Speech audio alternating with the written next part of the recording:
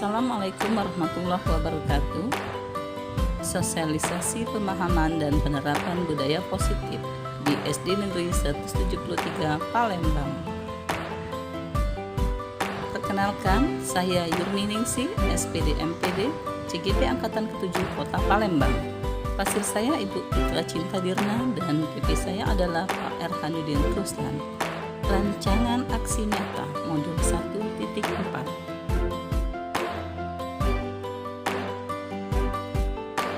Latar belakang, pada dasarnya murid tidak suka dengan peraturan. Murid yang melanggar peraturan akan mendapatkan hukuman dan akan mempermalukan dirinya, serta membuatnya menjadi rendah diri. Tujuannya di sini adalah menciptakan murid yang merdeka, disiplin, serta bertanggung jawab, menumbuhkan budaya positif sekolah dan menghasilkan nilai-nilai kebijakan universal. Pembuatan keyakinan kelas melalui kesepakatan antara murid dan wali kelas. Berikut sosialisasi pemahaman dan penerapan budaya positif di SD Negeri 173 Palembang. Assalamualaikum warahmatullahi wabarakatuh. Waalaikumsalam warahmatullahi wabarakatuh. Ya, baiklah Bapak Ibu. Pada siang hari ini saya akan memaparkan sosialisasi pemahaman dan penerapan budaya positif di SD Negeri 173 Palembang. Tergerak, bergerak, dan menerapkan. Itu foto dari guru penggerak. Bersama saya Yurminingsih, CGP Angkatan ke-7 Kota Palembang. PP saya Pak Erhanudin Ruslan, MPD. Kemudian untuk fasilitatornya Ibu Fitra Cinta Dirna, SPD MPD. Baiklah Bapak Ibu, di sini ada pendidikan menurut Ki Hajar Dewantara. Menurut Ki Hajar Dewantara, pendidikan adalah menuntun kodrat yang ada pada anak agar mencapai keselamatan dan kebahagiaan setinggi-tingginya. Sebagai guru, kita harus menuntun tumbuh dan hidupnya kekuatan kodrat yang ada pada anak, tanpa adanya paksaan dan ancaman, agar dapat memperbaiki lakunya dan tumbuhnya kekuatan kodrat anak tersebut. Dalam pemikiran KHD, ini menjadi tema besar kebijakan pendidikan kita, yaitu Merdeka Belajar, di mana tujuan pendidikan nasional itu berpedoman pada profil pelajar Pancasila. Merdeka Belajar yaitu memberikan kebebasan kepada guru dan peserta didik untuk menentukan sendiri sistem pembelajaran yang akan dilaksanakannya. Kemudian dalam upaya pendidikan dan pengajaran, Ki Hajar Dewantara juga menerapkan pola asah, asih, dan asuh, yaitu semboyan Ki Hajar Dewantara, Ing Ngarso Sung Tulodo, Ing Madya Mangunkarsa, dan Tutwuri Handayani. Ing Ngarso Sung Tulodo artinya di depan menjadi tauladan. Di sini kita sebagai guru itu harus menjadi teladan bagi anak didik kita. Kita menjadi contoh mereka. Jadi kita berbuatlah yang baik agar kita juga bisa menjadi lebih baik lagi. Murid kita mencontoh kita ya Bapak Ibu. Kemudian yang kedua, Ing Madya Mangunkarsa. Artinya di sini di tengah kita memberikan bimbingan. Sebagai seorang guru, itu kita harus membimbing dan membangkitkan semangat murid kita. Senantiasa membimbing mereka dalam kegiatan pembelajaran, dalam setiap kegiatan apapun mereka kita arahkan menjadi lebih baik. Kemudian yang ketiga yaitu Tutwuri Handayani. Apa artinya? Yaitu di belakang kita memberikan dorongan. Artinya seorang guru itu harus memberi dorongan pada anak didiknya. Kita harus membuat anak didik kita ada semangat untuk maju, semangat untuk bertumbuh kembang menjadi orang yang cerdas, menjadi orang yang berguna ke depannya. Teladan artinya memberi bimbingan, membangkitkan semangat, menuntun, mendorong kemandirian, dan merdeka belajar. Jadi di sini peran guru itu sangat lengkap. Kemudian pemikiran filosofi Ki Hajar Dewantara. Pendidikan sesuai kodrat. Pendidikan adalah menuntun semua kekuatan kodrat untuk mencapai kebahagiaan dan kekuatan setinggi-tingginya. Jadi di sini kodrat anak itu ada keunikan setiap anak. Setiap anak itu unik. Benar nggak Bapak Ibu anak unik? Benar. Jadi setiap anak itu unik. Jadi biarkan dia berkembang dengan sendirinya. Setiap anak unik, biarkan ia bisa menjadi dirinya sendiri. Tidak boleh kita ngancam, tidak boleh kita memberikan hukuman, biarkan. Kita lihat dan kita tuntun mereka. Kemudian permainan adalah pendidikan. Ya, jadi mendidik dengan cara yang menyenangkan dan memberi ruang kepada mereka itu adalah untuk kegiatan mereka, untuk kemerdekaan mereka. Biarkan mereka bermain, karena memang masanya anak-anak itu masa bermain, masanya senang-senang, itu sudah masanya. Jadi nggak boleh main, bukan. Biarkan mereka bermain, tapi tetap kita ajak kembali lagi ke pembelajaran kita. Jangan monoton belajar. Kemudian yang selanjutnya itu guru sebagai penuntun. Sebagai penuntun, kita itu menuntun anak menuju kebebasan sang anak, agar anak tidak kehilangan arah dan tidak membahayakan dirinya. Jadi walaupun kita bebaskan dia, kita suruh dia bermain, kita ajak dia berteman dengan sebanyak-banyaknya, tetap kita tuntun, kita perbaiki tingkah lakunya. Oke, selanjutnya ada pemikiran filosofi Ki Hajar Dewantara yang selanjutnya, yaitu budi pekerti. Budi pekerti di sini yaitu sikap atau perilaku individu yang saling berkaitan dengan etika dan nilai moral. Budi adalah cipta, rasa, dan karsa. Sedangkan pekerti adalah tenaga raga yang terdiri dari olah cipta, olah rasa, olah karsa, dan olah raga. Kemudian kodrat anak dan kodrat zaman. Kodrat alam apa?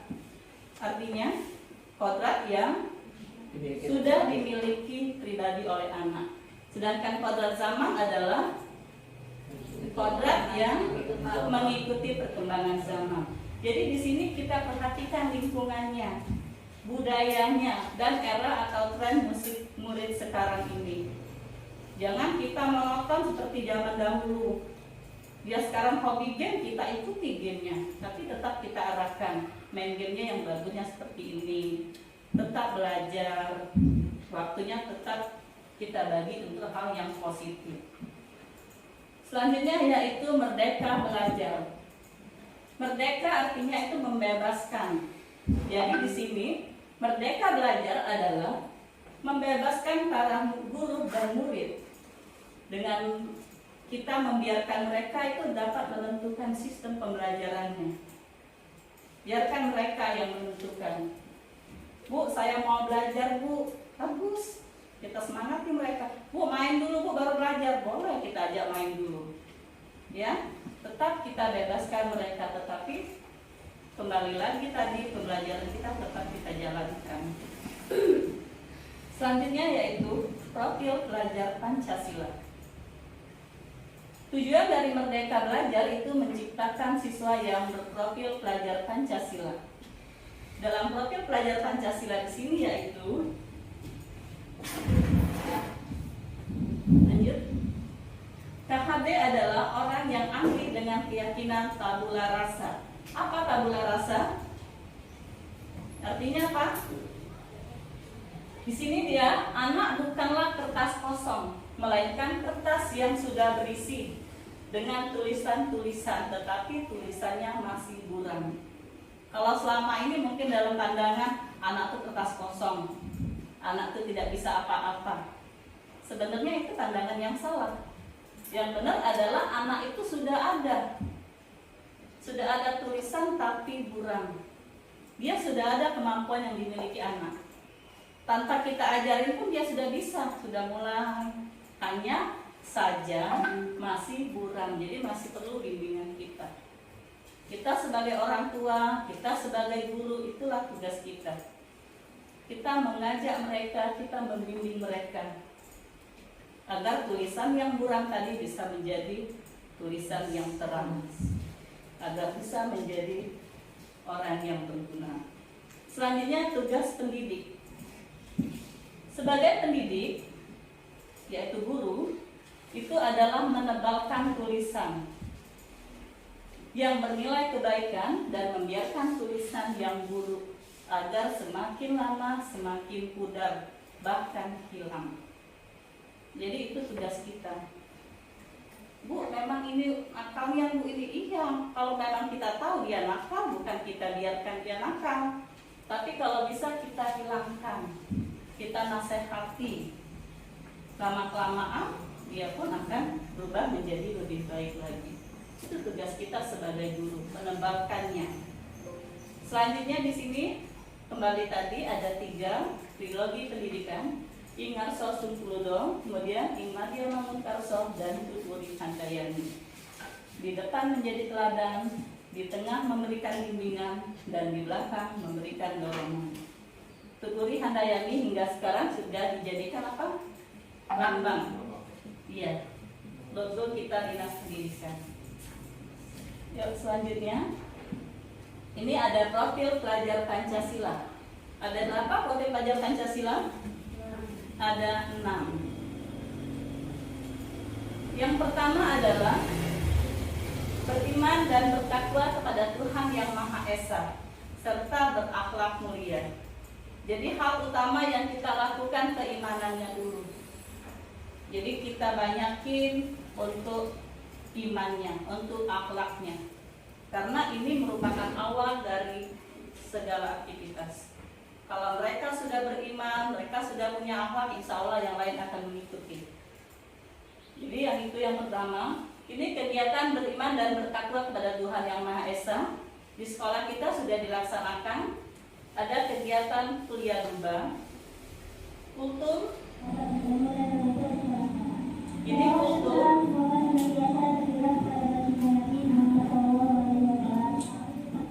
Ya, kultum ini dilaksanakan oleh siswa kita secara bergantian. Jadi bukan cuma anak si A saja yang maju ke depan, tapi bisa anak yang lain. Kelas 5A, 5B, 6A, 6B, dan seterusnya. Ini tujuan kita adalah melatih kepemimpinan mereka. Jadi mereka bisa berani untuk maju ke depan, mereka mau untuk berbicara di depan umum. Itu. Jadi tujuan kita seperti itu. Kemudian yasinan. Yasinan kita juga ini kita laksanakan oleh siswa. Jadi kita di sini berpihak pada murid, siswa yang memimpin yasinan. Kita guru hanya menuntun mereka, mengajari mereka seperti ini, posisinya ini, tapi mereka yang menjalankan. Jadi yasinan di sini ini dilaksanakan setiap hari Jumat. Kemudian sholat duha. Sholat duha juga berjamaah, bukan berjamaah sama-sama sholatnya, tetapi kita sholatnya bersama-sama. Pada pelaksanaannya bersama-sama, tapi niat yang diucapkan itu pribadi masing-masing. Jadi kita sholat bersama-sama ini, tujuan kita biar ada apa? Iya, ada kebersamaan mereka, ada kekompakan mereka, ada keimanan mereka. Jadi tahu ada sholat duha ya Bu ya kalau siang. Mungkin mereka tidak pernah selama ini sholat, jadi makin sering sholat. Oke, selanjutnya ada di sini masih terkait iman dan takwa tadi, ada kegiatan berdoa. Berdoa sini dilaksanakan setiap hari, setiap waktu, setiap saat. Saat memulai pelajaran diawali dengan doa. Saat mau makan, doa. Saat mau pulang sekolah pun membaca doa. Saat mau belajar pun membaca doa. Jadi kegiatan kita di sini kita selalu mengingatkan anak untuk membiasakan berdoa. Mau pergian berdoa, mau kemana pun kita iringi dengan doa. Kemudian ada kegiatan lainnya yaitu Jumat Barokah. Jadi setiap Jumat itu ada berkah yang didapatkan. Ada berbagi makanan, ada kultum tadi, ada sholat duha, ada lagi yasinan. Jadi kita maunya anak itu punya iman dan takwa yang tebal. Kemudian selanjutnya kita biasakan dengan kegiatan 5S. Alhamdulillah mungkin Bapak Ibu di sini kita sudah terbiasa ya kegiatan 5S. Senyum. Semuanya senyum. Iya, itu Bu Nova sudah senyum duluan. Alhamdulillah. Ya. Jadi kita biasakan dengan anak senyum. Jangan langsung komentari anak, mau dia datang terlambat, mau dia bajunya mungkin salah, mungkin dia tidak taat peraturan, tetap kita bawa dengan senyum. Coba kalau kalian senyum, Bapak Ibu semuanya senyum dengan anak yang terlambat, mereka sendiri yang malu. Nah, itu kan timbul malu. Gak perlu kita marah, kenapa yang terlambat ini, gak perlu. Coba kalian senyumin. Mereka akan tahu sendiri apa kesalahannya. Ya, jadi cukup dengan senyum, kemudian salam. Kita biasakan dengan salam. Jadi mau pergi, mau datang, mau ketemu guru, walaupun guru yang tidak mengajar di kelas mereka. Ya, ini kadang-kadang ada, Bu, bukan ngajar kelas aku, tidak peduli. Enggak. Jadi di sini guru siapapun yang namanya ada di lingkungan sekolah kita semuanya guru. Anak kita ajarkan untuk taat pada semua guru, semua warga sekolah, bahkan di lingkungan mereka sendiri. Ya, jadi biasakan salam. Kemudian sapa. Sapa ini bisa menanyakan kabar, bisa assalamualaikum. Ya, jadi ajarkan anak kita untuk menyapa. Bukan malah lari, ini ada. Saya dulu kayak gitu, kok bisa anak ini ketemu saya malah lari. Saat besoknya ditanya malu, Bu, astagfirullahaladzim. Jadi bukan seperti itu, kita ajarkan anak kalau ketemu malah nyapa, entah di jalan, entah di mana. Bu, mau mana Bu? Entah assalamualaikum Bu. Jadi biasakan seperti itu. Ini simpel, mudah, tapi mungkin kadang terlupakan. Kemudian sopan. Sama dengan tadi. Jadi kita biasakan berbicaranya dengan lebih halus, dengan sopan santun. Dimanapun kita berada, upayakan sopan. Gak usah pakai emosi, gak usah pakai kekerasan, gak usah pakai marah-marah, cukup. Kita diam, kita sopan, kita santun. Satu lagi, permisi, maaf, ada satu lagi kita simateto ya. Permisi, maaf, kemudian apa? Tolong dan terima kasih. Biasakan membudayakan itu. Jadi kalau kita menggunakan itu dan ini 5S dan simateto tadi, insya Allah semuanya berjalan lancar.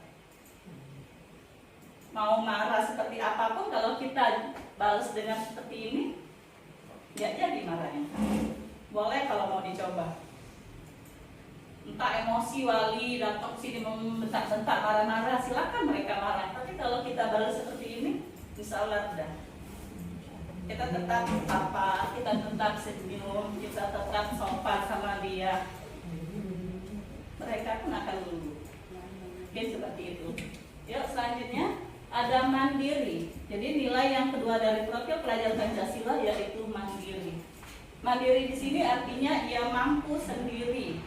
Mampu untuk mengerjakan sesuatu, untuk maju ke depan, untuk bisa menjadi dirinya sendiri. Oke, di sini ada kegiatan nyanyi.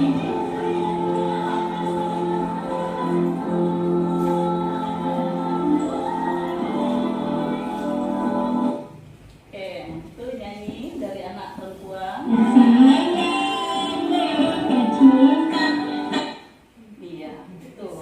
Jadi itu ada kegiatan bernyanyi yang kemarin kita laksanakan di Hari Guru.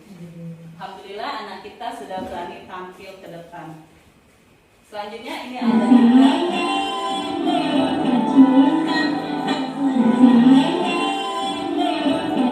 ya, ada juga yang di sini itu kegiatan dia membaca surat cinta untuk guru dan membaca puisi. Ini salah satu yang kita lakukan untuk melatih mereka maju, melatih mereka berani, melatih kemandirian mereka. Ada yang nggak mau ke depan, biasa anak ada yang takut untuk maju ke depan, nggak mau Bu, nggak usah disuruhnya ini, disuruh ngerjain tugas di papan tulis pun nggak mau. Alasannya malu Bu, takut Bu. Nah inilah gunanya kita latih anak ini supaya semua anak mau maju ke depan.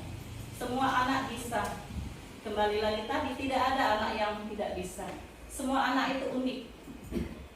Yakin kita potensi mereka ada, mereka bisa. Kalau saya dulu, kalau anak tidak mau ke depan yang satu itu oke, nanti masih gantian Nak ya. Nanti juga dapat kamu. Oke, kita lanjut dulu yang kedua, yang ketiga, sampai semua selesai masih maju dia. Ya Bu, maju ujungnya. Karena tidak ada lagi yang tidak maju. Bisa nggak bisa maju. Jadi nanti terbiasa dia. Pada kesempatan berikutnya kita suruh maju ke depan mau. Untuk awal mungkin dia tidak mau, takut Bu, malu Bu. Tapi karena sudah terbiasa, semua dapat giliran gantian. Dia pun mau. Oke, selanjutnya bernalar kritis. Artinya di sini apa? Kita latih anak kita untuk berpikir, untuk memecahkan suatu permasalahan. Ini kemarin diajak ke depan kelas, sekalian untuk kita mengenalkan bahwa lingkungan juga menjadi media pembelajaran. Jadi bukan cuma di kelas, pembelajaran bisa dilaksanakan di luar kelas. Kita ajak anak untuk melihat yang ada di sekeliling mereka. Lihat tanaman, kita perhatiin apa tanamannya. Ini ada videonya juga.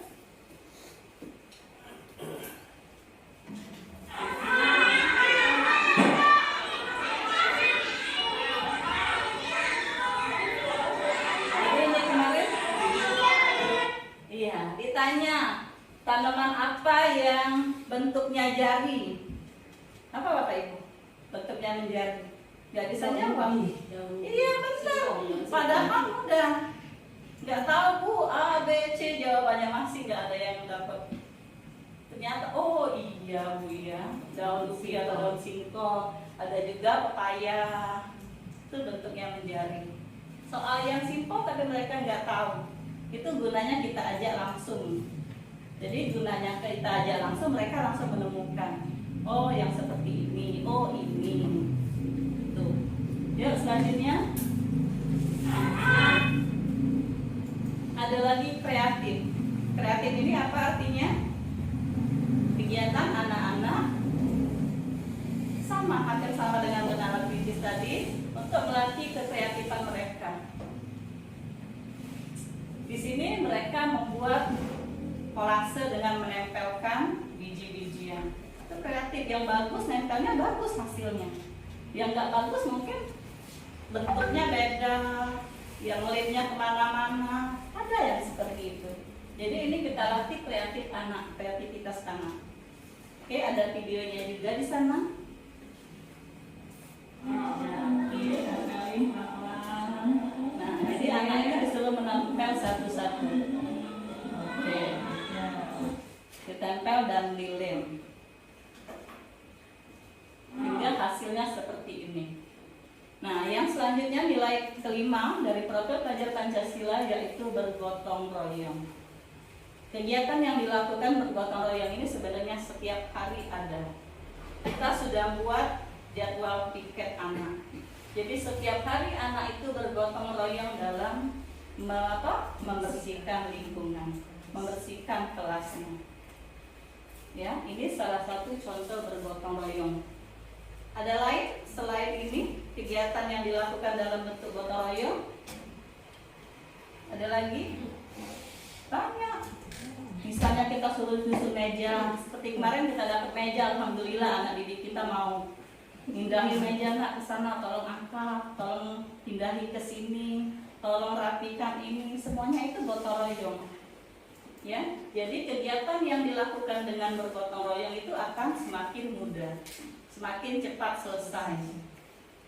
Kalau dilakukan sendirian, kapan selesainya? Meja 96, kursi 96 diangkat sendirian, patah Bu tangan, kaki aku sakit Bu, patah itu. Ya, ini juga piket.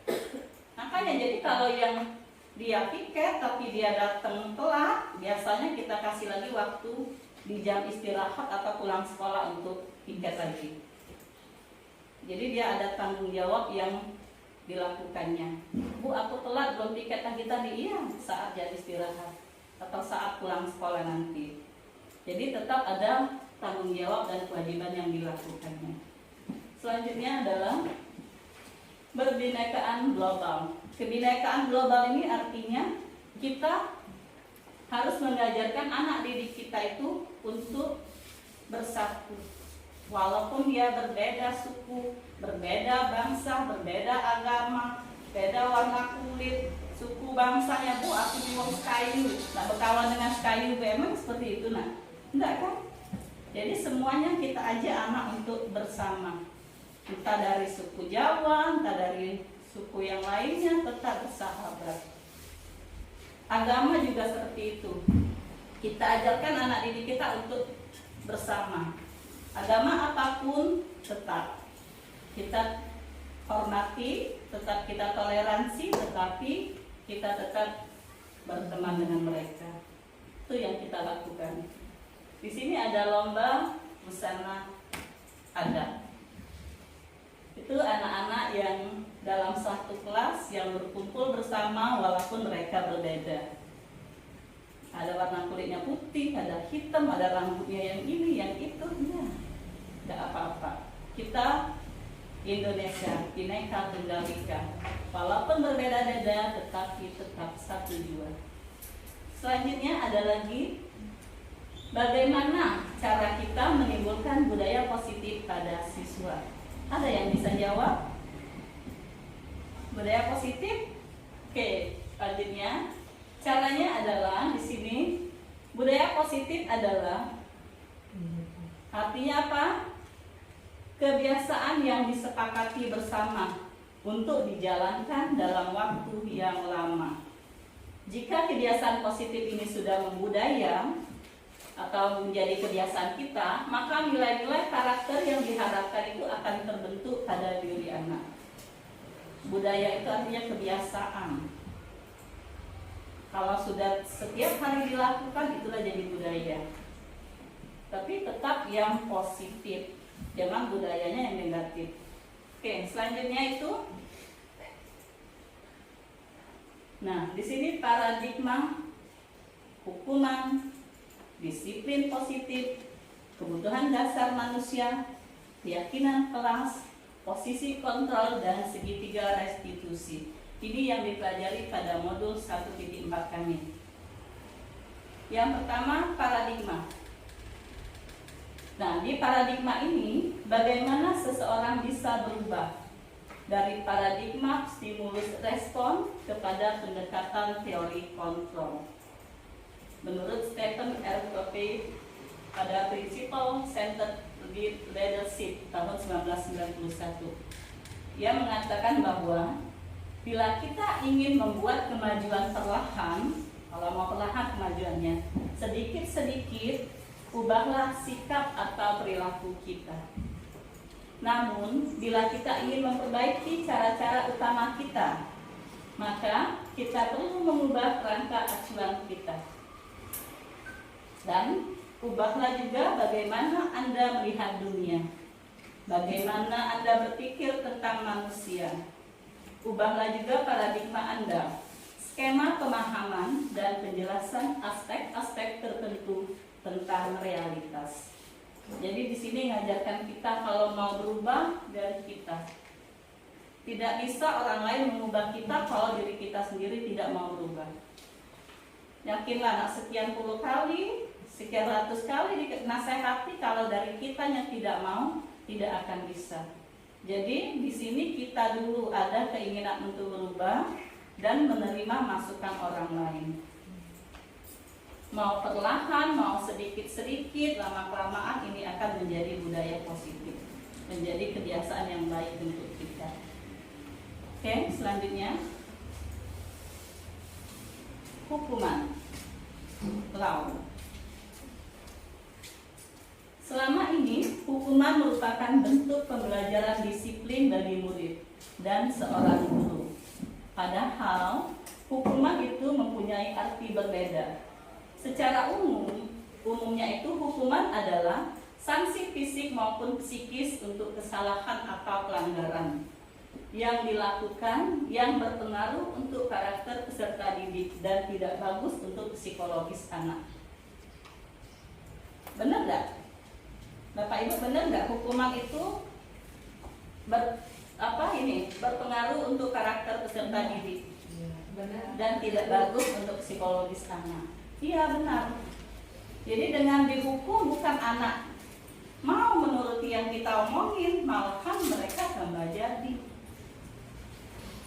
Jadi hukuman itu diberikan kepada anak itu salah.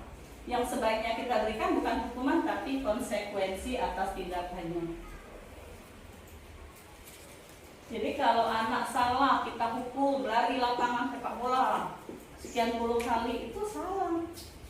Anak itu tambah doktrinnya dengan kita, cuma lari, besok datang lagi, ya ulangi lagi. Iya, kadang seperti itu.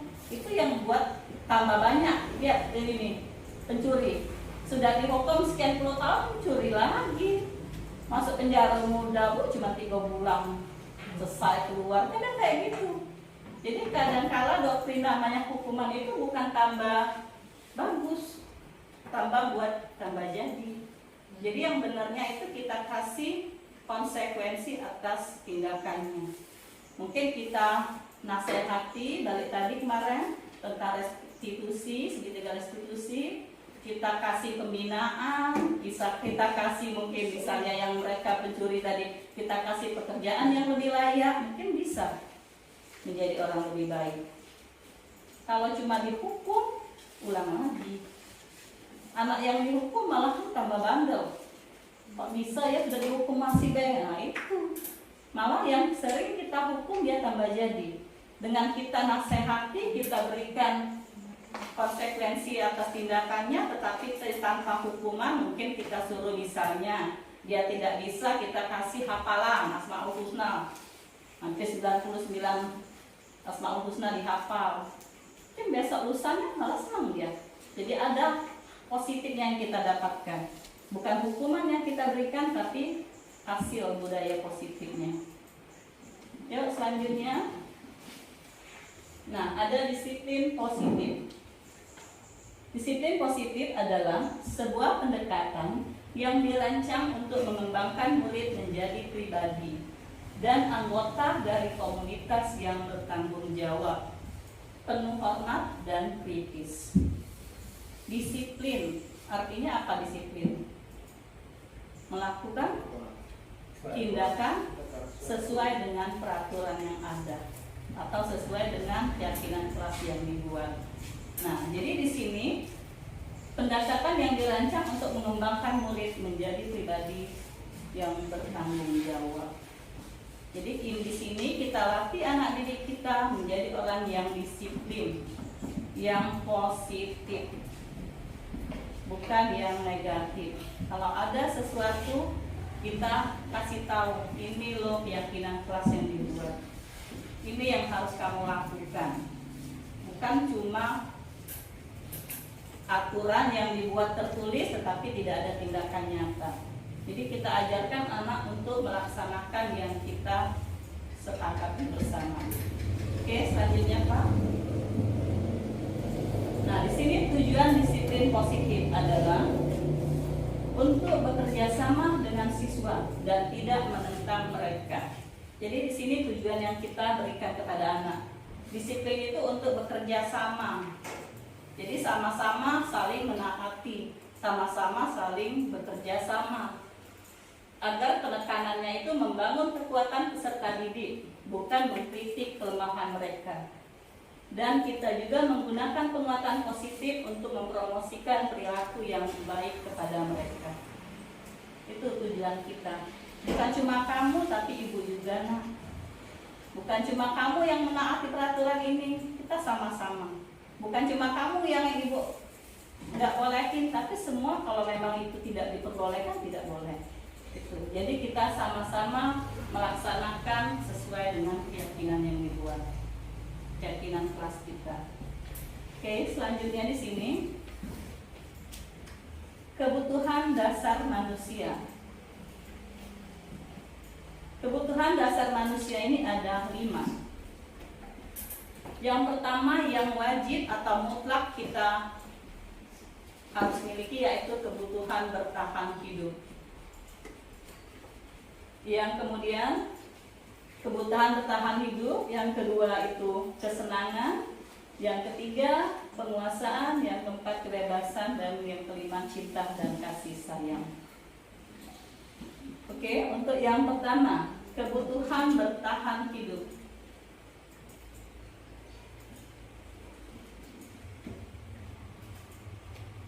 Kebutuhan bertahan hidup atau survival adalah kebutuhan yang bersifat fisiologis untuk bertahan hidup. Misalnya kesehatan, rumah, dan makanan. Ini yang wajib kita penuhi. Kalau kita tidak makan, bisa nggak kita hidup? Tidak. Jadi ini yang wajib kita penuhi. Makan untuk hidup atau hidup untuk makan? Oke, ya. Hidup untuk makan atau makan untuk hidup? Makan untuk hidup, bukan hidup untuk makan. Jadi kita makan itu untuk kita bertahan hidup. Kalau cuma hidup kita untuk makan, nah, nak makan baik, ya benar. Jadi tugas kita hanya makan setiap harinya, tidak ada aktivitas lain. Ya, jadi itu makan untuk hidup itu salah, yang benar hidup itu. Nah, apa tuh? Makan untuk hidup yang salah itu makan untuk ya, oke. Jadi makan itu untuk kehidupan kita, untuk kita bertahan hidup. Ya, selanjutnya cinta dan kasih sayang. Sweet, siapa cinta dan kasih sayang? Anak, siapa lagi? Suami, Bu ya? Iya. Di sini apa? Oh, cowok. Iya, yang punya cowok. Orang tua. Oke. Enggak, saya kan pacar ya? Oke. Cinta dan kasih sayang. Oke. Di sini kebutuhan ini dan 3 kebutuhan berikutnya adalah kebutuhan psikologis. Benar nggak kebutuhan psikologis yang ada dari dalam tubuh kita? Kebutuhan untuk mencintai dan memiliki itu meliputi kebutuhan akan hubungan dan koneksi sosial, kebutuhan untuk memberi dan menerima kasih sayang, dan kebutuhan untuk merasa menjadi bagian dari suatu kelompok. Jadi di sini harus ada kasih sayang, bukan cuma kita sama suami sama anak, tapi juga kita sama anak didik kita. Kita timbulkan cinta dan kasih sayang antara kita dulu dan mereka anak murid kita. Sebenarnya kalau kita jadi guru, apalagi kita jadi guru kelas, anak murid itu, semua murid itu terasa seperti anak kita sendiri. Ada keterikatan antara diri kita dan anak didik kita. Semakin lama semakin sayang. Itu yang kita rasakan sama anak didik kita. Jadi kadang mereka pun seperti itu, curhatnya sama kita. Bu, tadi saya ini. Iya, ada yang seperti itu. Jadi mereka sayang sama kita, kita pun demikian. Sama kayak saya kemarin itu mau pindah itu, lihat anak pun duluan saya yang nangis. Jadi sampai ngomong kayak gini, maaf nak ya, nggak tahan ibu lihat kalian. Sampai kayak itu, ya nggak diomongin, ibu mau nggak mau ibu harus pindah. Jadi ibu mohon maaf, mungkin ibu tinggal 1 minggu ini ngajar kalian, tapi tetap hubungan kita tetap baik. Ibu tetap sayang kalian, sampai kayak gitu. Jadi sampai dengan sekarang mereka tuh masih curhat sama saya. Apalagi kalau lihat kita, misalnya kita jalan kemarin, Bu enak sekali Bu, kok ibu nggak di sini lagi Bu, kok nggak sama kami Bu, seperti itu. Jadi bukan cuma anak didiknya, kadang orang tua pun mereka seperti itu. Bu enak Bu saat sama ibu dulu kayak ini. Cobalah Bu tahan Bu setahun lagi sama kami Bu. Iya sampai kayak itu. Jadi itu kadang yang buat kita nggak bisa ngomong. Jadi itu, jadi cinta dan kasih sayang ini memang butuh. Sama keluarga tetap, benar kata Hanum tadi, sama orang tua, sama suami, sama anak, pun sama peserta didik kita. Timbulkan kasih sayang kita pada mereka dan mereka pun akan menyayangi kita. Coba kita tulus, ikhlas sama mereka. Gak usah minta imbalan sama mereka. Ya, mereka pun akan benar-benar menyayangi kita. Apalagi kalau mungkin kayak Bu Rita yang sudah 10 tahun ngajar, itu anak didiknya sudah jadi apa. Itu sebenarnya kalau untuk kita jadi guru itu sebagai pemacu kita, Bu, ya, semangat kita. Wow, anak didik saya yang saya dulu di kelas ini, dia seperti ini, sekarang sudah jadi ini. Itu. Jadi kita guru ini tugas yang mulia. Bisa mengajar anak, bisa menjadikan orang berhasil, dan ilmu mereka itu dipakai mereka sampai dengan sekarang ini, itu amal jariah kita. Sampai kita meninggal pun amal itu masih kita dapatkan. Itu bagusnya kita jadi guru. Iya, ilmu yang bermanfaat. Mungkin kamu ajarkan kemarin 1 tambah 1, ingat dia saat ibu itu dulu. Makanya kita jadi guru juga harus jadi guru yang benar-benar. Kalau nggak tahu apa salahnya, kita langsung nanya dengan teman yang lain. Ada, Bu, kadang-kadang yang nggak bisa matematika, tapi tetap dipaksain. Dia benar.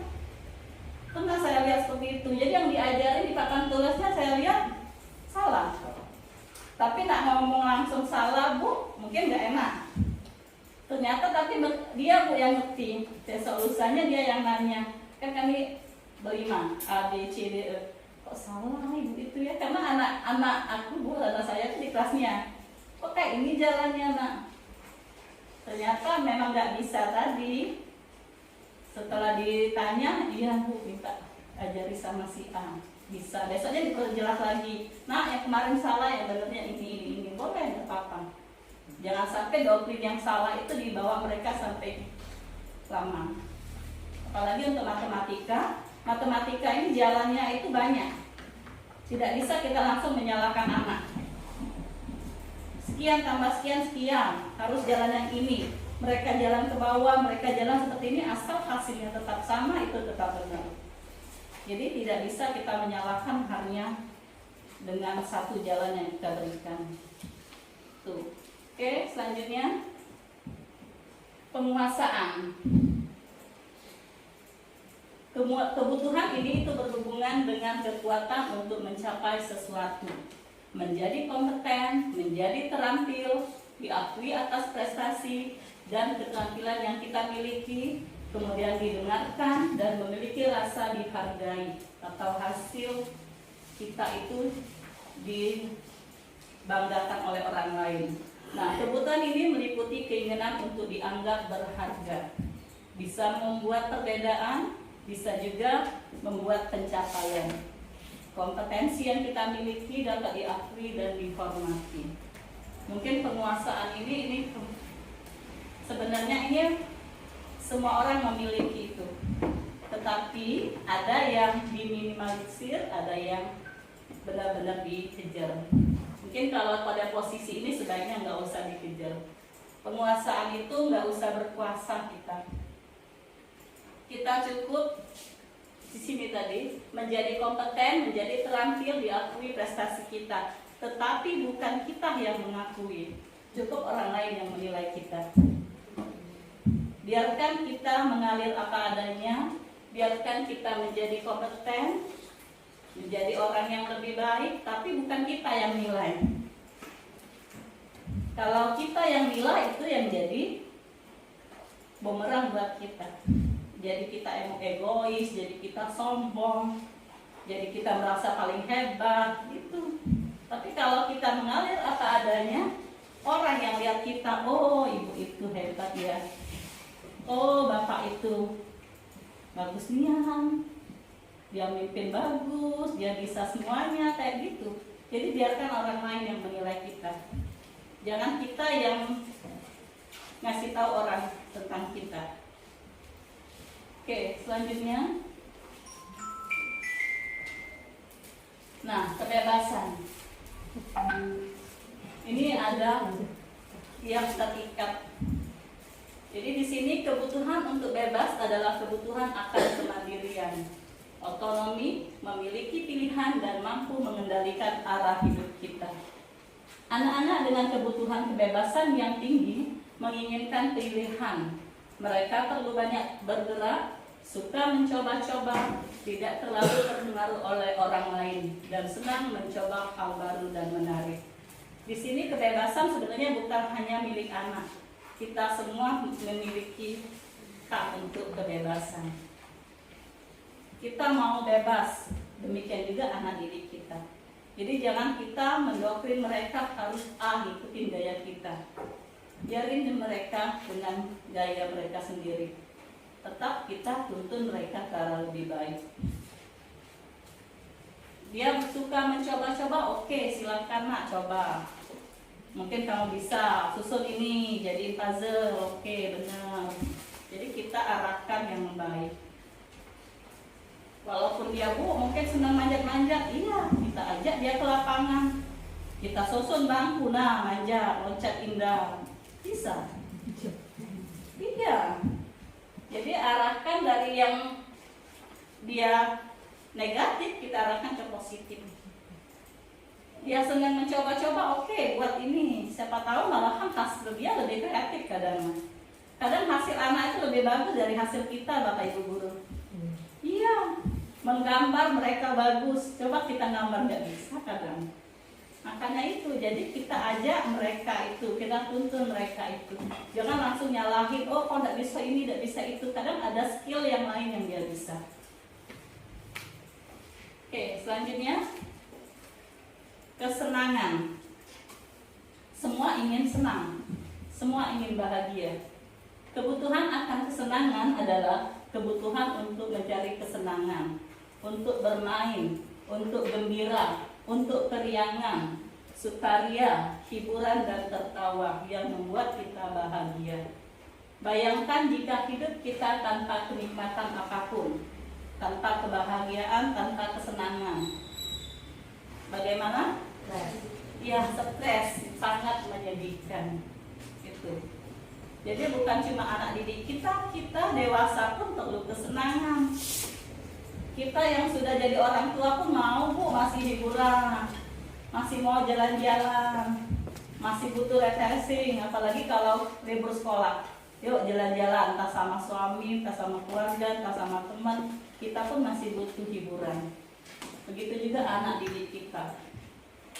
Mereka senang bermain, kita arahkan untuk bermain. Setelah bermain, kita masukin pelajaran. Jadi bermain sambil belajar.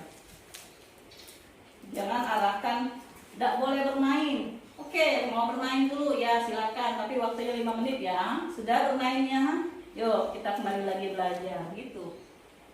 Jadi biarkan mereka jalan apa adanya. Setelah itu kembali lagi kita pelajaran yang kita ajarkan.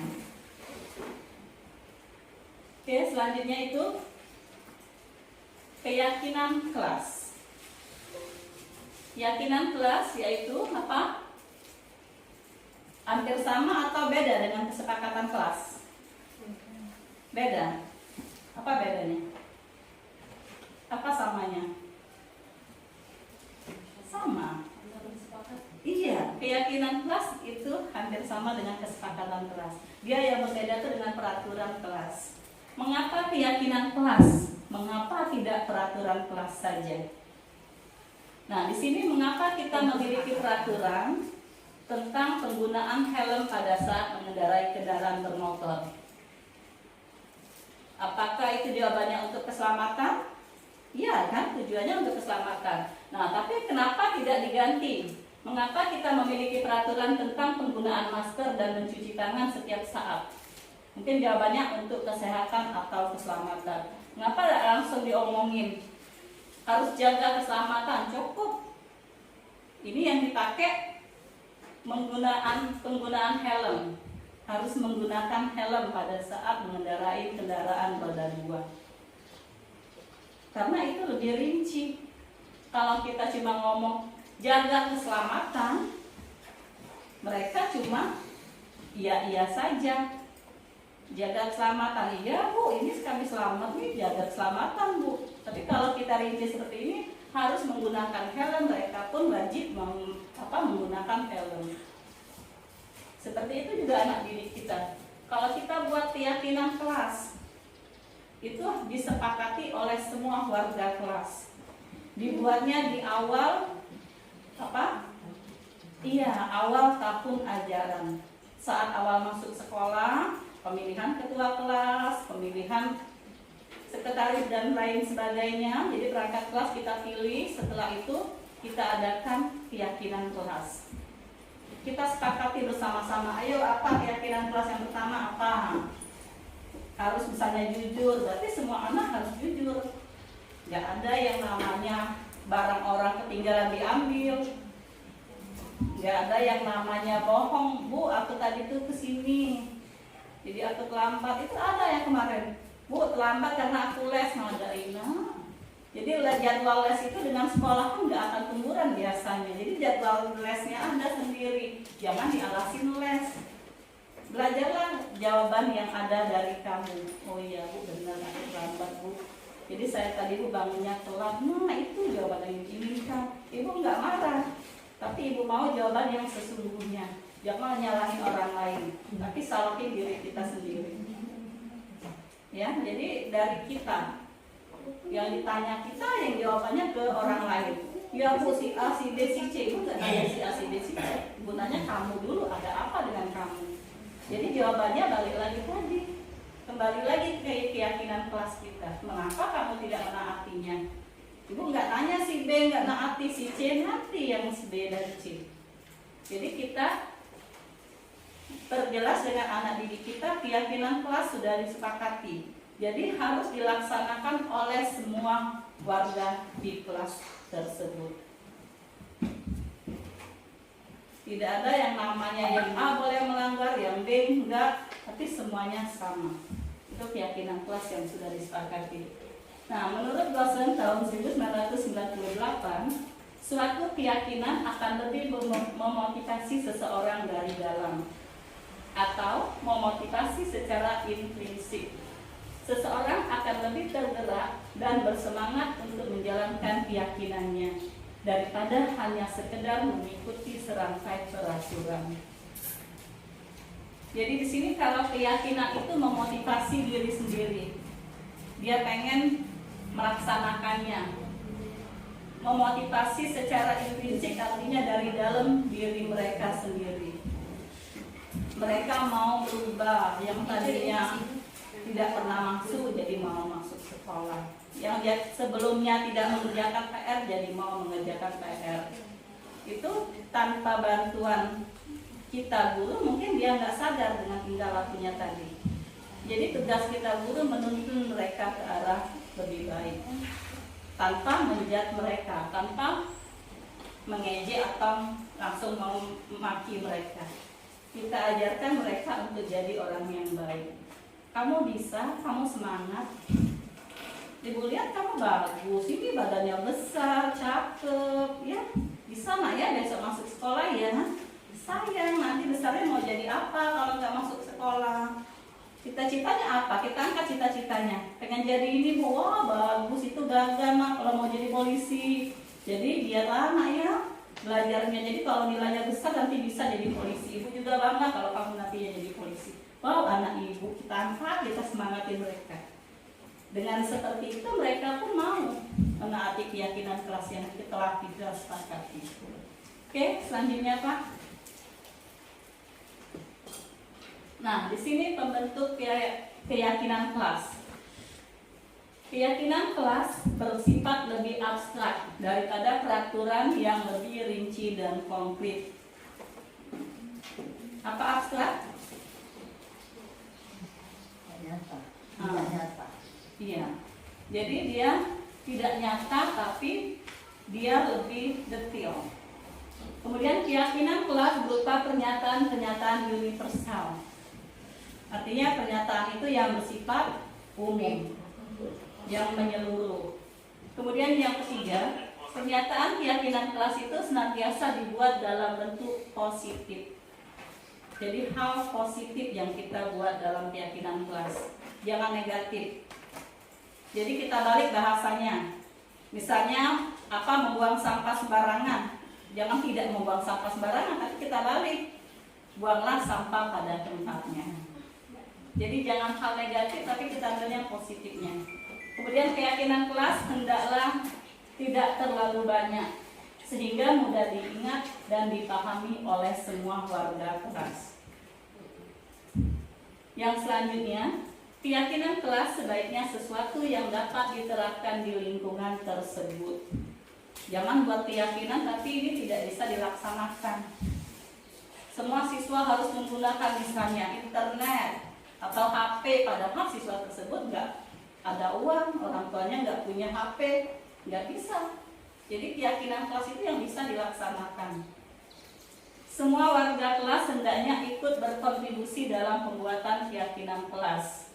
Bisa lewat kegiatan curah pendapat, bisa kita kolaborasikan sama-sama, kita berdiskusi sama-sama apa. Setuju nggak kalau kita ambil misalnya yang tadi, bersikap jujur, sepakat semua kita tulis. Apalagi yang kedua, sepakat semua, oke. Jadi jangan terlalu banyak dan disepakati oleh semua warga di kelas.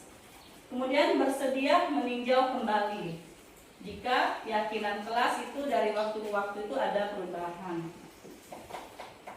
Mungkin awalnya kita buat semua anak bisa membaca. Kalau semuanya sudah bisa membaca, jangan lagi kita buat seperti itu. Keyakinan kelasnya kita ganti lagi. Ya. Mungkin kita kaitkan dengan disiplin positif tadi. Kita ambil hal yang positifnya, kita masukkan pada keyakinan kelas kita. Tapi tetap harus disepakati. Jangan tahu-tahu kita ubah langsung tanpa pemberitahuan yang lain. Wajar yang lain nggak menaati kalau kita tidak disepakati secara bersama-sama. Jadi harus diinformasikan dulu dengan yang lain. Bu, kami ganti keyakinan kelasnya ini. Kalau yang lain setuju, kita sepakati, oke, kita ganti. Kita diskusikan sama-sama. Ya, jangan keyakinan kelas yang tidak bisa dilaksanakan, jangan juga yang hanya kesepakatan individu. Jadi ini adalah kesepakatan bersama dalam satu kelas. Boleh kelas lain berbeda dengan kelas satunya, karena ini berdasarkan kesepakatan kita di kelas. Mungkin kelas A beda dengan kelas B, silakan, karena kesepakatan masing-masing. Oke, selanjutnya posisi kontrol. Nih, di sini posisi kontrol kita sebagai guru. Ada kita sebagai penghukum. Ada sebagai pembuat orang merasa bersalah. Ada kita guru sebagai teman. Atau kita guru sebagai pemantau. Ataukah kita sebagai manajer. Jadi kita di sini guru perlu meninjau kembali penerapan disiplin di dalam ruang kelas kita selama ini. Apakah kita telah efektif atau belum? Apakah kita jadi manajer tanpa mengindahkan yang lain? Apa kita penghukum? Sini, maju terang. Salah. Sini. Tuh, apakah kita seperti itu? Apa kita jadi teman? Ini jawabannya ada pada diri kita sendiri. Di posisi mana kita? Oke, yuk selanjutnya. Yang pertama, penghukum. Itu kalau zaman dahulu ada, Bu, ya. Guru yang bawa iya, rotan. Benar. Di depan meja standby rotan. Iya, zaman dulu. Sebenarnya kalau dibayangin guru zaman dahulu memang kejam, keras, Bu, ya. Termasuk saya juga merasakan dulu. Nggak bisa jawab, entah ditarik dari sini. Tuh sakit kan. Sampai terangkat-angkat badan kita. Iya, benar, ada. Atau dicubit. Diangkat sampai di pinggang situ. Astagfirullahaladzim, putusnya. Itu guru. itu posisi guru kalau kita lihat di sekarang itu sebagai penghukum berarti. Seorang penghukum bisa menggunakan hukuman fisik maupun verbal. Orang-orang yang menjalankan posisi penghukum senantiasa mengatakan bahwa sekolah memerlukan sistem atau alat yang dapat lebih menekankan murid-murid lebih dalam lagi. Mungkin kalau yang posisi penghukum katanya kalau tidak dihukum anak itu tidak ngerti. Kalau tidak pakai rotan ini bu, anak itu masih bandel. Jadi rotan, diam. Ada. Jadi pukulan meja ini sampai kedengeran kemana-mana itu biasa. Iya, atau bistar panjang, benar Bu Ila. Pakai bistar panjang, sampai patah mata bistar panjang itu. Itu posisi yang selama ini guru sebagai penghukum. Sebenarnya itu bukan menyelesaikan masalah, tapi itu menambah masalah. Coba lihat, yang kita hukum besoknya siapa? Dia lagi, dia kan? Besok lagi, ada lagi dia lagi. Jadi penghukum itu bukan menyelesaikan masalah. Iya, buat anak jadi takut, tapi doktrin anak itu malah jahat sama kita. Oh, ibu itu ganas, ibu itu bengis. Dia benci sama kita, bukan sayang sama kita. Sampai dengan sekarang kita yang biasa, yang pernah dihukum, ingat sama ibu itu. Benar. Apa? Oh, ibu sih. Saya juga seperti itu. Saya masih ingat. Mungkin guru yang lain nggak selalu saya ingat, tapi kalau yang menghukum biasanya mudah diingat. Karena doktrin anak-anak itu lama. Sampai dia dewasa, sampai dia kapanpun dia masih ingat sama ibu gurunya yang menghukum dia. Jadi ubahlah yang kebiasaan kita menghukum itu bukan bagus tapi jelek. Jadi ubah jadi lebih baik lagi. Jangan menghukum anak, karena kekerasan itu tidak menyelesaikan masalah. Ya, selanjutnya. Nih, posisi yang kedua, membuat orang merasa bersalah. Ini ada gambar anaknya merasa bersalah. Ada apa ya? Kenapa ya? Pada posisi ini, biasanya guru akan bersuara lebih lembut. Pembuat orang merasa bersalah akan menggunakan keheningan yang membuat orang lain merasa tidak nyaman, bersalah, dan rendah diri. Jadi pada posisi ini, kita sebagai guru itu memberitahu anak dengan lemah lembut, menyadarkan mereka sehingga mereka menyadari sendiri kesalahannya. Kenapa kamu tadi nak? Iya bu, aku tadi ditarik baju sama si A, si B, si C. Iya, ibu nggak nanya yang, ibu nanya kamunya yang apa? Iya, saya tadi baru lagi. Nah itu yang ibu tanya kamunya. Kenapa? Jadi kita sadari mereka kalau salah nggak kesalahan mereka. Ya bu, sampai kacing baju si A tadi ketarik juga bu, 3 lepas. Nah itu yang ibu tanyanya kamu. Benar nggak itu? Bagus nggak kalau bajunya lepas kayak gitu? Enak nggak lihatnya? Enggak bu. Nah kalau posisinya kamu yang lepas baju kayak gitu, malu nggak kamu? Malu bu. Nah itu. Jadi kita balik lagi ke mereka. Ada nggak cara lain selain kamu tadi marahnya sampai narik baju? Bisa nggak kalau kamu nasehatin, apa gangguin saya nggak mau digangguin atau gimana? Jangan kita balas dengan tarikan baju sampai lepas kancing tadi. Biasanya dia akan diam lama-lama. Iya bu, saya salah. Iya bu, saya nyesel bu. Iya bu, kasihan bu, jadi bajunya nggak bisa dikancing lagi. Iya, kasihan kan lihat si A, biasa kayak gitu. Jadi kita ajak dengan lemah lembut, kita bujuk mereka untuk mengakui kesalahan yang mereka lakukan. Kalau tadi langsung menghukum, kalau ini kita ajak mereka untuk menyadari kesalahan mereka. Oke, selanjutnya. Oke, ini posisi sebagai teman. Guru pada posisi ini tidak akan menyakiti murid, namun akan tetap berupaya mengontrol murid kita melalui persuasi. Yaitu apa persuasi? Melalui bujukan. Posisi teman pada guru bisa negatif ataupun positif. Positif di sini berupa hubungan baik yang terjalin antara guru dan murid. Sebagai teman ini bagus nggak? Kalau kita jadi guru sebagai posisi teman dengan anak didik kita. Bagus, iya. Di sini bisa positif, bisa negatif. Mungkin kalau kita terlalu jadi teman, mungkin dia semena-mena juga sama kita anggapannya. Tapi kalau kita bisa mengontrol murid kita bujuk, jadi tempat itu kita bisa jadi tempat mereka curhat, tempat mereka cerita sama kita, itu bagus, itu hal yang positif. Bisa ada hubungan baik antara kita dan murid kita. Jadi terjalin kasih sayang, terjalin hubungan yang baik. Kalau berteman biasanya mereka akan lebih fleksibel dengan kita. Dia nggak takut sama kita, dia nggak langsung marah sama kita, dia pasti ngomongnya bagus. Apalagi kadang-kadang anak murid itu curhat. Bu, aku tadi dimarahi ibu aku, cak ini itu. Jadi biasanya anak didik itu apalagi kelas 1 itu ya. Kelas 1 itu muridnya benar. Dia apapun dia cerita.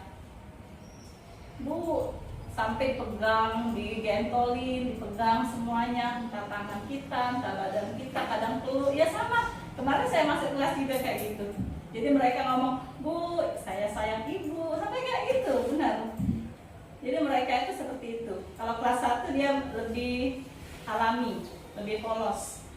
Jadi mereka itu meluk, ibu sayang sama saya sayang sama ibu, dia kayak gitu. Jadi itu yang pada posisi ini kita jadi teman. Jadi mereka akan curhat yang lebih banyak pada kita.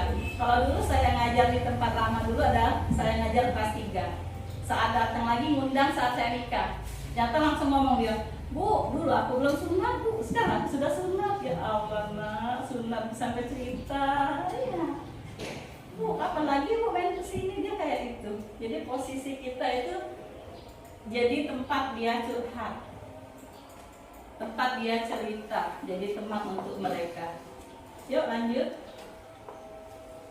Nah selanjutnya itu sebagai monitor atau pemantau. Tuh, Bapak itu hanya mengawasi dari jauh apa ya lewat CCTV. Jadi di sini memonitor artinya itu mengawasi. Pada saat kita mengawasi, kita bertanggung jawab atas perilaku orang-orang yang kita awasi. Nah, pada posisi pemantau ini kita mengawasi mereka berdasarkan pada peraturan-peraturan atau konsekuensi yang telah kita sepakati. Tapi posisi ini, menurut kalian, Bapak Ibu bagus nggak posisi pemantau? Kalau kita hanya sebagai posisi pemantau mungkin kurang tepat. Karena kita guru itu tidak bisa hanya memantau murid kita. Kita lihat mereka belajar, oh ya nggak bisa. Oh yang ini ngerjain, oh yang ini enggak, oh yang ini nulis, oh yang ini lagi tidur misalnya. Nggak bisa hanya dipantau. Jadi posisi pemantau ini harus dipasangkan dengan posisi yang lain. Kita jadi teman, jadi pemantau, kita jadi manajer, seperti itu. Kalau hanya memantau tanpa tindakan yang nyata, tidak akan berhasil. Kita tahu si A nggak buat PR, kamu nggak buat PR, kenapa? Ini Bu, nah, cuma seperti itu yang kita lakukan. Hanya menanya dan memantau. Selesai nggak PR yang kita maksud tadi? Nggak akan selesai. Jadi tindakan memantau itu kita imbangi dengan tindakan nyata. Kenapa tidak buat PR, kita deketin, apa alasannya, ada apa, mengapa. Kita ajarin kalau memang dia tidak bisa, bukan hanya kita pantau. Jadi memantau ini nggak menyelesaikan masalah. Oke, selanjutnya. Nah, posisi selanjutnya yaitu sebagai manajer. Manajer adalah posisi mentor, di mana guru berbuat sesuatu bersama dengan murid, mempersilahkan murid mempertanggungjawabkan perilakunya, mendukung murid agar dapat menemukan solusi atas permasalahannya sendiri. Seorang manajer telah memiliki keterampilan di posisi teman maupun pemantau. Dengan demikian, dia bisa jadi di waktu-waktu tertentu kembali kepada kedua posisi tersebut bila diperlukan. Nah ini, jadi posisi manajer ini mencakup posisi yang lain. Kita bisa jadi teman dulu, kemudian setelah kita jadi teman, kita pantau mereka. Kita baik sama anak, baik sama semua orang dulu, udah itu kita lihat dikerjainnya enggak ya soal yang kita berikan, diselesaikannya enggak ya. Kalau sudah selesai jadi teman, kita posisikan diri kita jadi pemantau, jangan hanya teman. Kita awasi, oh yang ini ngerjain atau yang enggak jadi kerjain, oh yang itu jawab soal kayak gitu. Setelah selesai itu juga kita jadi manajer, kita nilai hasil mereka, kita ajak, kita bimbing mereka dengan lebih baik. Oh jadi jawaban kamu tadi seperti ini nak, yang seharusnya ini ya. Jadi kita bimbing sampai mereka mengerti. Oke, selanjutnya di sini segitiga restitusi. Restitusi adalah proses kolaborasi yang mengajarkan murid untuk mencari solusi untuk masalah dan membantu murid berpikir tentang orang seperti apa yang mereka inginkan dan bagaimana mereka harus memperlakukan orang lain. Ini pendapat Gilson dosen tahun 1996. Kemudian restitusi membantu murid menjadi lebih memiliki tujuan, disiplin positif, dan memulihkan dirinya setelah berbuat salah. Penekanannya di sini bukanlah bagaimana berperilaku untuk menyenangkan atau menghindari ketidaknyamanan, namun tujuannya adalah menjadi orang yang menghargai nilai-nilai kebajikan yang mereka percayai. Jadi di sini segitiga restitusi ini kita selesaikan dengan tujuan kita itu disiplin positif dan memulihkan diri mereka agar mereka kembali bisa menghargai nilai-nilai kebajikan yang telah kita sepakati. Itu restitusi. Oke, ini segitiga restitusi. Jadi semua kita, Bapak Ibu guru, bisa menjalankan ini. Yang pertama, kita menstabilkan identitas. Jadi anak yang berbuat salah kita panggil dulu, kita ajak mereka cerita dulu, kita posisikan diri kita sebagai teman. Setiap orang pasti pernah melakukan kesalahan. Ibu juga pernah melakukan kesalahan seperti kalian. Seperti siapa kamu misalnya. Kamu bukan satu-satunya yang pernah melakukan kesalahan ini. Jadi kita ajak mereka untuk ngomong, tapi kita posisikan kita jadi mereka. Iya, ibu juga dulu pernah salah.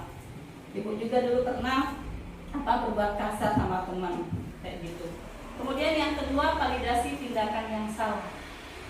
Dalam kategori yang kedua ini, kita ajak bicara ini pada anak kita. Kamu tentu punya alasan mengapa kamu melakukan itu. Seandainya tadi yang kancing bajunya lepas, mungkin kamu bisa melakukan hal yang lebih dari itu. Mungkin semua kancing baju bisa kamu lepasin aja. Iya bu. Mungkin bisa kamu jambak juga lah. Iya bu. Biasa kayak gitu dia. Kita ajak mereka untuk validasi tindakan yang salah. Nah, tetapi setelahnya kita ajak cerita lagi. Adakah cara lain yang lebih efektif untuk mendapatkan dari kebutuhan itu? Bisa nggak cara lain? Jangan sampai kancing bajunya lepas. Jangan sampai kamu menyakitinya. Dengan seperti ini biasanya mereka akan mulai dulu. Oh iya ya. Jadi kita stabilkan dulu identitas mereka yang awalnya dia emosi. Kita stabilkan dia tidak emosi. Kemudian validasi tindakan yang salah kita akui. Oh iya, memang kalau emosi kayak gitu. Nah, ibu juga bisa kayak gitu. Ibu juga dulu seperti itu. Nah, kemudian kita ajak bagus. Tapi cara yang efektif bukan seperti itu, seperti ini.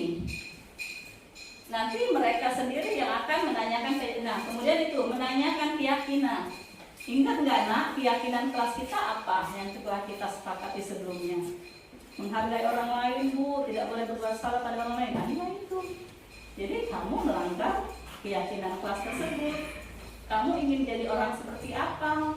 Ingin jadi ini bu, kita kaitkan dengan cita-citanya. Nah itu bagus. Kalau kamu mau jadi orang seperti itu, nah yang salah tadi, apa solusinya? Nanti mereka yang cerita, ya Bu, saya akan minta maaf Bu, saya menyesali kalau saya salah Bu. Jadi di sini kita tuntut mereka untuk stabil dulu, kita posisikan kita pada posisi dia, kita kemudian yang kedua validasi tindakan yang salah, kita ikutin, oh iya memang benar salah, tapi kita alihkan lagi cara lainnya apa. Setelah itu baru kita kaitkan dengan keyakinan kelas kita apa, dan terakhir kita angkat dia, cita-cita kamu apa, mau jadi apa ya. Jadi kedepannya solusinya apa, nanti dia yang minta maaf, dia yang mengakui kesalahannya. Malah kemarin yang saya panggil itu sampai menangis, entah nangis beneran atau gimana, yang pastinya sedih. Iya Bu, saya tidak ada teman Bu, saya sedih Bu, karena kesalahan saya tadi buat teman saya seperti itu Bu. Biasanya dia akan menyadari kesalahannya ya. Jadi posisinya seperti itu, jadi tetap jadi teman, tetap kita pantau mereka, dan kita posisi manajer tadi. Oke, selanjutnya. Nah, ini dari SD Negeri 173 Palembang. Ini Bapak Ibu guru kita, Bapak Ibu guru yang terhebat. Oke, jalan-jalan ke Tanjung Pinang, makan enak keripik pisang. Sang pembelajar akan menang bersinar terang di masa depan. Oke. Kemudian yang kedua, bunga melati banyak yang rusak, dibeli ayah masih diikat.